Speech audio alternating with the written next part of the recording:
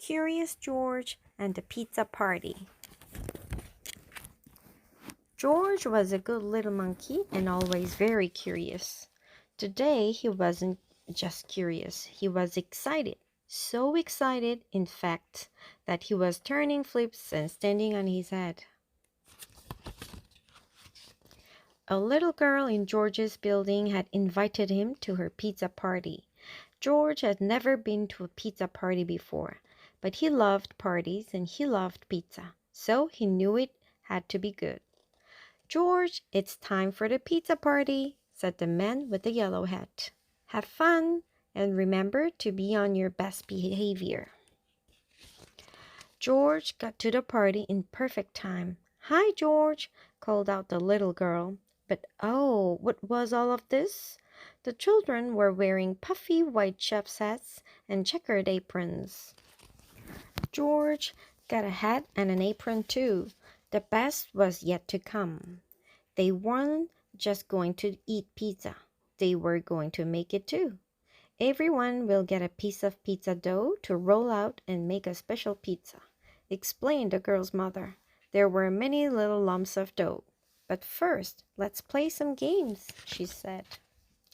Everyone went into the living room to play Pin the Pepperoni and the Pizza. Everyone, that is, except George. He was curious about those pieces of dough. George thought and thought. If lots of little pieces of dough were good, maybe one huge one would be even better. He gathered the lumps of dough together and squashed them until they became the very biggest piece of dough he'd ever seen. What fun! Maybe rolling it out would be even more fun. George poured flour out on the table and he rolled and rolled and rolled the dough with the rolling pin. It was messy work. First, he bumped over one of the chairs. Then he knocked over the sack of flour. Thump!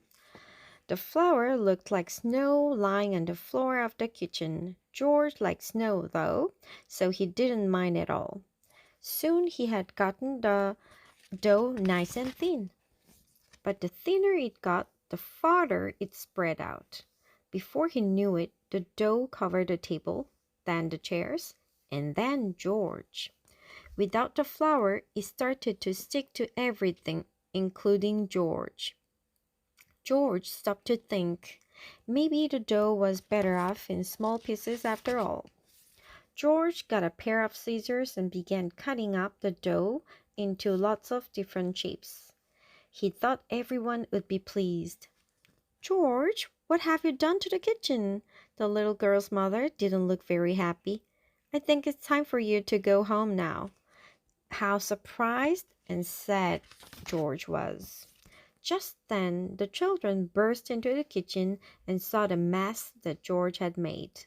"George, what happened?" asked one boy. The other children looked at the shapes George had made with wide eyes. "Wow, George, I've never seen pizza dough like that before," said the little girl, smiling. "Well," said her mother, "if you can clean up this mess quickly, George, I suppose you can still stay to make pizza." The children all helped George clean the kitchen. He was lucky to have so many good friends. As they worked, they talked about the pizza. "I'm going to make a pizza that looks like a star," said one little boy. "And I'm going to make one that looks like a house," said a girl. Once the kitchen was clean, the real fun began. All of the children picked up perfect pieces of dough and got to work. They spooned on tomato sauce and sprinkled on cheese. They added lots of vegetables and pepperoni. The pizzas looked wonderful. One looked like a rainbow, another like a stop sign, and still another like a balloon. There was even a pizza that looked curiously like George. "Well, George," said the little girl's mother, "the pizzas taste good, and thanks to you, they look wonderful too." Everyone agreed. It was the best pizza anyone had ever seen or tasted. For the second time that day, George was so happy that he turned flips and stood on his head. Of course, it was a little harder to turn flips with so much pizza in his belly, but George didn't mind. It had been a wonderful pizza party. The end.